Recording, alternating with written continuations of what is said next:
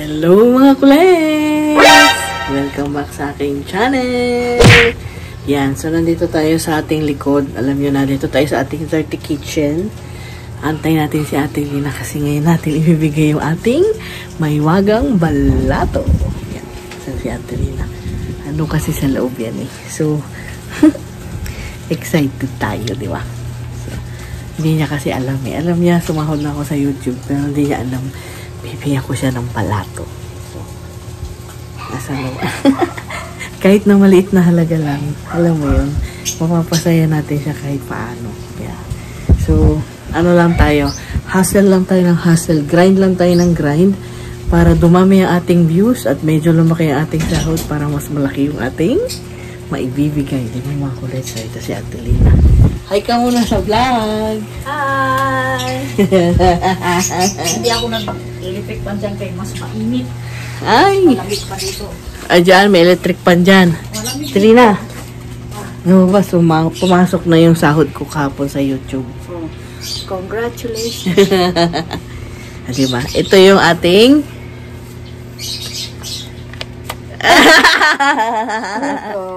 wala to kay Ate Lina. Pasensya na, maliit lang. Okay lang, share your blessing, ika nga. Pag share ang blessing, mas marami pang darating. Diba? Hindi mo susuluhin, kailangan pag-blessing ka, kahit kunti. Correct. True. Bye! Diba? Thank you. Kaya kahit maliit lang ating unang ay! Nilipad pa na doon sa Ibornal! Ay, Napunta sa Ibornal. Laki na yung ano, pang-simpit. Ano ba yan? Napunta sa Ibornal. Ano ba yan? Nakuha na rin, nakuha na. Pasiba ko sila dahil nalaglag. sa para pasalamat. Yeah. Oh, diba? Bye. Ay. Yan. So, vlog-vlog lang tayo araw-araw para maraming ano. Kailangan yun, maging consistent daw. Naku, lalo na kung sumama ka umuwi sa Leyte, dami kang vlog doon. Naku! Probinsya vlog. Oo. Di bali sa linggo, pupunta tayo ng Sambales. Magpa-vlog tayo doon. Ano man yun kasi kasama yung mga kapatid ni Papa, sila tita. So, yun ang ating vlog for today mga kulets. O diba? Ano naman sila busy. Tsaka si ate.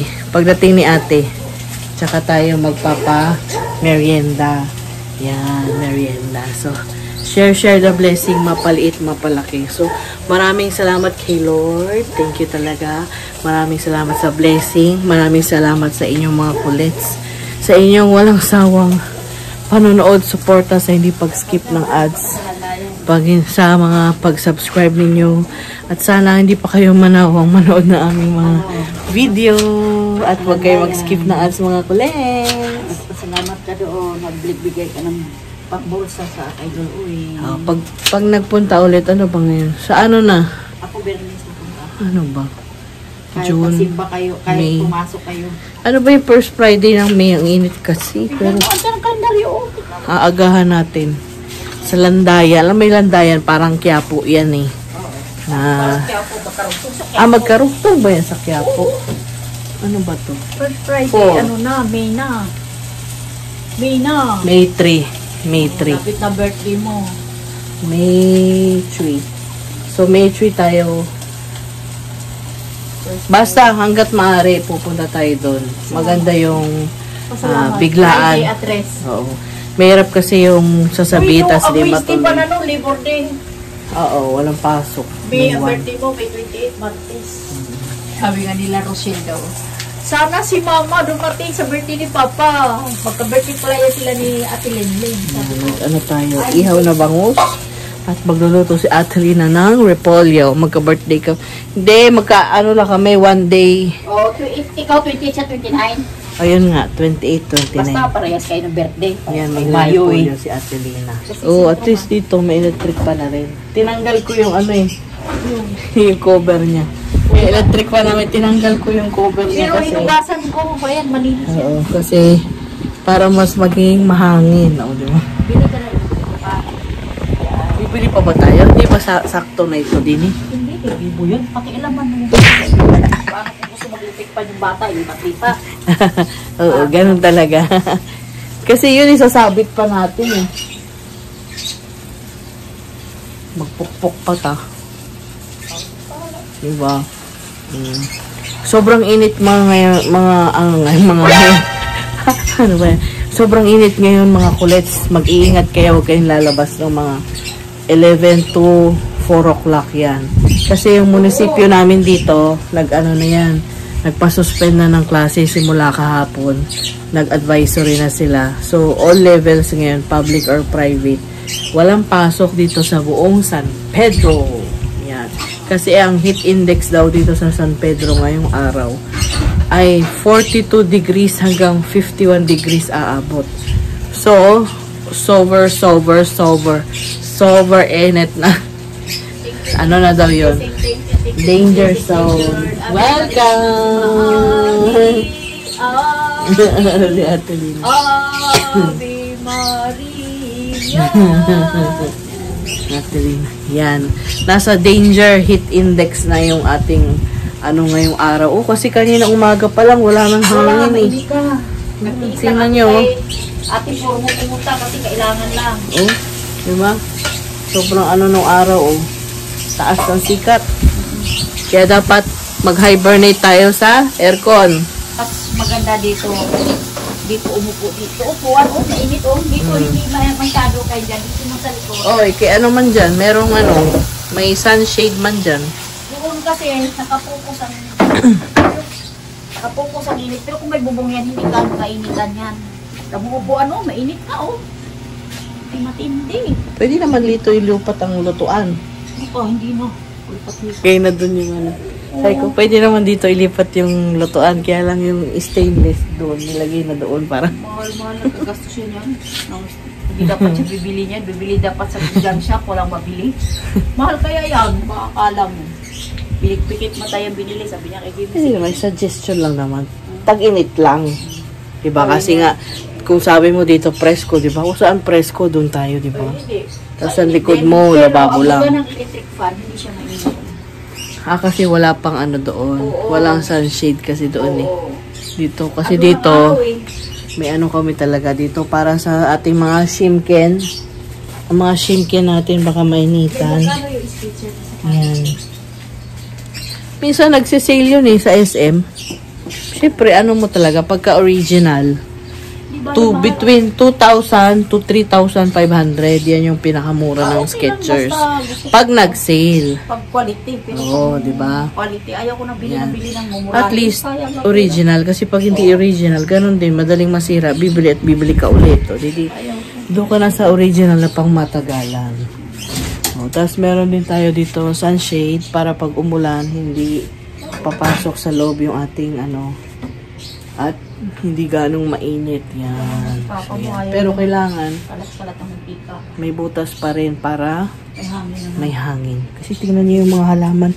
Talagang namatay. Ano, nakita niyo yung dahon na yan? Sus, Inuha sunog yan, sa ha? araw. Inuha yan, napakaganda. Oh, yan o. Sunog sa araw. Sus, ay ito, wala na itong pag-asa. Yan o. Wala na. Dami nang namatay na halaman. Yan o, susunog sa araw yung mga dahon. Ayun o. Ito. Sila nga, nasa labas. Naglagas na yung mga dahon yan o. Sila inang, sa labas lang sila. Oo, ang gaganda nito nung dinala kay Tito Dani pa to kasi nga pinaalaga. Asa na pagbalik niya ng Pilipinas, wala na yung pinaalaga niya, dedo na. Pati cactus na kita mo? Oo nga. Oh, tatlo ng patay. Yung cactus na sanay sa desert, abay! Wala. Talaga naman, naluso ito yung ating mic. Samantalang Sobrang walang init. O, ito yung ating ano, goyabano na dahon, o. O, diba? Hindi binibilad sa, Ganyan ano sa lang, tabi. ganyan lang. Pero tingnan mo, chicharo na rin yung dahon niya. Pero yan ang magandang lutuin. Bakit mas magandang lutuin ang dry na dahon kaysa sa fresh na dahon? Hindi maiinom eh. Bagay. May mga, hindi mo mainom. May aftertaste. May aftertaste. Yan, wala. Parang mapakla. Parang ganon. Oo. May aftertaste. Kaya Kaya pala. ngayon, nag-iinom na marami daw ko yung Ganda. Inom kayo ng guebano, lalo na uso ang stroke ngayon. Ako, baby niya, namumuro. hindi nyo kailangan bumili ng mga gamot. Siyempre, yung iba yung sa maintenance nyo, ituloy nyo pa rin yun. Pero, pampatulong yung herbal na guyabano. Isang beses lang isang araw. Yan ang guyabano tea. Kesa bumili kayo ng mga preserve ng guyabano tea. Natural. Yes, natural. Kaysa repolyo. Diba? Isa iba sa oyster sauce. Oyster sauce at butter. Yun lang. Bawang Mas sibuyas. malamig dito. Social pilot trip pa yan. Oo, kaya hindi ako Uy, nag-i-standby. maliit lang yan pero malakas ang hangin Hindi ako yan. nag-i-standby kaya hinarangan ko ng paldaw kaya ang init sa pader, sakit sa balat. Ganyan ako dito. Pagkahapon nagluto ako. Nandito ako. Andun yung niluto ko. Iniwanan ko kaya napakainit ko. Hindi ka makaupo eh. Pati silya, mainit. Saka pa. Yan na mga kulits. So, mamaya, lalo nang iinit yan pagdating ng alas 12. Tapos anak ko, lalo na ang alas 2 at alas 3. Matindi. Huwag kayong lalabas. Magkulong na tayo ngayon sa aircon. Kawawa yung mga construction worker dyan sa highway. Ang tuloy-tuloy pa rin? Siguro. Depende sa kanila. Baka ang alam ko, sabi nila, wala daw sa umaga, gabi ilang gawa lang. Aba, dapat lang. Kaya matraffic sa gabi, carry lang kasi kawawa naman yung mga construction Nagsabi worker. sa akin na, wala daw gumagawa sa umaga. Sa Middle East kasi, sanay na yung mga andun, split shift pag summer. 11 o'clock hanggang 4 o'clock, end na ng shift nila kasi yun yung oras na sobrang init. Tapos babalik ulit sila ng 5 o'clock hanggang 10 o'clock yan, ang oras ng trabaho nila. Tapos okay na yun. Although humid, wala namang araw. Dito kasi hindi yan naiisip ng gobyerno. Ano naman yung gobyerno rito? Kaya nga. Yan. So, Paano mo nakuha yung pera? papasok muna tayo mga kulets. Bitas? Hindi, sa ano yun? Yung YouTube ko kasi, ang ano ko doon, yun bank. Oh, naku. So, 2 business days ang process niya talaga pagka wire transfer kasi dollar to peso eh. Itong mic natin. Mic test. Bukas atin ako ng briefing ng BIR. Kasi 'di ba kakaano lang natin ng ating certificate of registration. Mandatory 'yun umattend ka ng briefing. BIR dun ulit sa Santa Rosa. Sa pavilion. O sa may Pavilion Mall, 1:30. Dadaling ko naman si Dylan, may parking naman doon sa ilalim. Diba? Oo, basement. Oo, walang problema. So, papasok na tayo sa ating lungga. At least dito, medyo kulimlim. Diba? Ipunin ko to kay pambili ko ng Skechers. Bibili raw siya ng Skechers. Skechers. Parang mayroon to binili ko sa akin. See you later mga kulets. Bye!